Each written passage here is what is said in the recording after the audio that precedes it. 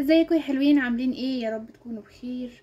يلا بينا النهارده كده هناخد فيديو مختلف. القراءة النهارده قوية جدا، مش لكل الناس، دي قراءة موجهة لكل شخص اتظلم، اتخان او اتساب من غير سبب. هنشوف سواء كرمة الشخص الظالم وطاقته دلوقتي، وهل ندم ولا لأ، وهل الكارما دي راجعة عليه.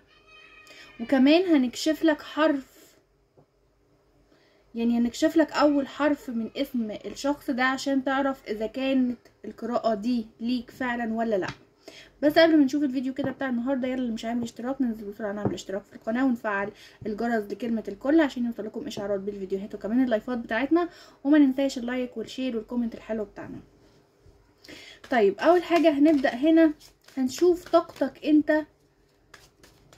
انت ايه. للي بيسمع القراءة معانا كده، طاقتك ايه بعد الظلم اللي انت اتحطيت فيه، بعد ما اتظلمت او اتخنت او اتعرضت لموقف وحش، اذا كان في علاقة عاطفية او اذا كان في شغل. فانا شايفة في طاقتك هنا ان انت البعض منكم هنا خرج من العلاقة دي مكسور جدا، بس الكروت هنا بتقولي ان انت بدأت تتعالج، بدأت تخرج من الطاقة السلبية دي، بدأ يبقى فيه عندك بدايات جديدة، بدأت تفوق لنفسك. وكأن الألم ده هنا علمك قيمة نفسك أكتر. الألم ده هنا علمك قيمة نفسك، حتى لو في وقت بتحس ان انت لوحدك، فالكون هنا شايفك والعدل الإلهي شغال وبيرجع لك حقك. طيب تعال نشوف دلوقتي طاقة الشخص ده، طاقة الشخص اللي ظلمك، طاقة الشخص اللي ظلمك او اللي خانك او اللي جه عليك او اللي سبب لك مشاكل في حياتك.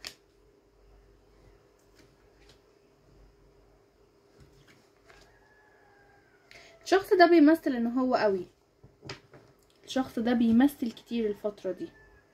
الشخص ده انا شايفاه هنا ان هو مش مبسوط، بيمثل على اللي حواليه ان هو مبسوط، بس هو بيهرب من حاجات كتيرة في حياته، في عنده طاقة هروب هنا، بيهرب وعايز يتخطى مشاكل كتيرة في حياته. الشخص ده حاسس بندم، الشخص ده حاسس بندم بس بيكابر. ممكن يكون حاسس بالذنب لكنه هنا بيهرب، او لسه في علاقة سامة، يمكن بتعذبه. بيقول انه مربوط بطاقات سلبية، ممكن تكون خيانة، ممكن تكون كذب، او حتى مشاكل مادية. ده طاقة الشخص الظالم ليك. طيب الشخص ده ندمان؟ يعني هل الشخص ده ندمان؟ وهل هيجيله كارما؟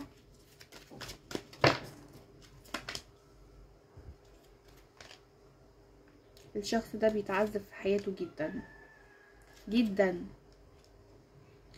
عايزة اقول لكم هنا ان ايوه ندمان، ندمان وبشكل قوي جدا، بيتعذب وبيتألم بس بيداري ده عشان مش عايز يفرح الناس اللي حواليه، مش عايز يوري كثرته للناس اللي حواليه. شايفة ان العدل الالهي هنا هيتحقق، اللي اتعمل فيك هيرجع له. ممكن يحس بنفس وجع الخيانة او الخذلان. بيقول الكارت ده هنا بالنسبة لي بيقول ان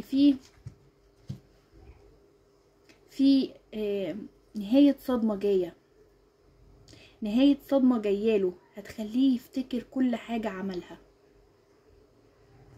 هيخليه يفتكر كل حاجة عملها اذا كان معاك او مع غيرك. شكل الكارما دي ايه او العقاب اللي جايله ده ازاي. اللي انا شايفاه هنا ان هو هيجيله صدمة قوية جدا، ممكن فقدان حد، ممكن خسارة مادية او انهيار علاقة هو اختارك علشانها. يعني ممكن يعني سابك علشان شخص تاني، فهيحصل فيه ده ان هو يتساب ويتخان علشان شخص تاني. في درس روحي، في درس روحي هنا، درس روحي لازم يتعلمه، وهيفضل يتكرر معاه لحد ما يصحى ويفوق لحاله، لحد ما يصحى ويفوق لحاله. طيب الطاقة هنا كمان بتقول ان الشخص ده تعبان، الشخص ده تعبان وشايل حمول كتيرة الفترة دي وبيعافر، تعبان في حياته، بيحاول يكمل عشان يوصل للنهاية بالشكل اللي هو عايزه، لكن مش هيوصل، مش هيوصل. الفترة دي عنده رد للكارما قوي جدا. طيب الشخص ده ممكن يكون في اسمه ايه الحروف اللي ممكن تكون في اسمه؟ ممكن يكون اسم الشهرة او لقب او حتى اسم الاب. الحروف دي انا هقولها لكم كذا حرف: حرف الميم او حرف السين او حرف الالف او حرف الدال او النون او اله او الكاف او الشين. هقول لكم الحروف تاني: حرف الميم او السين او الالف او الدال او النون او اله او الكاف او الشين. دي الحروف اللي موجودة، ممكن تكون موجودة في اسم الشخص اللي ظلمك. رسالتي الأخيرة ليكوا هنا، عايزة اقول لكم ان انتوا مش محتاجين تنتقموا، الكون هنا بيوازن كل حاجة، وحقك هيرجع لك من غير ما تمد ايدك. ربنا شايف، ربنا شايف وبيرجع لك حقك. عايزة اقول لكم ان في ناس بتفكر انهم لما يوجعونا ويمشوا خلاص الموضوع انتهى، بس الحقيقة ان الظلم عمره ما بيعدي، واللي عمله فيك رجعله، يمكن في شكل تاني، يمكن من شخص تاني، لكن راجع، لان الكون بيوازن هنا كل حاجة، والعدل الالهي ما بيتأخرش ابدا. عايزة اقول لكم كمان ما تبصوش وراكم، سيبوا الكارما تشتغل، ركزوا على نفسكم بس، ركز على نفسك، على شفاء روحك وعلى مستقبلك اللي بقى احسن بدونهم. لو حسيت ان القراءة دي كانت ليك سيب لي كومنت تحت وقولولي انا مش هنتقم، انا هسيب الكارما تاخد حقي.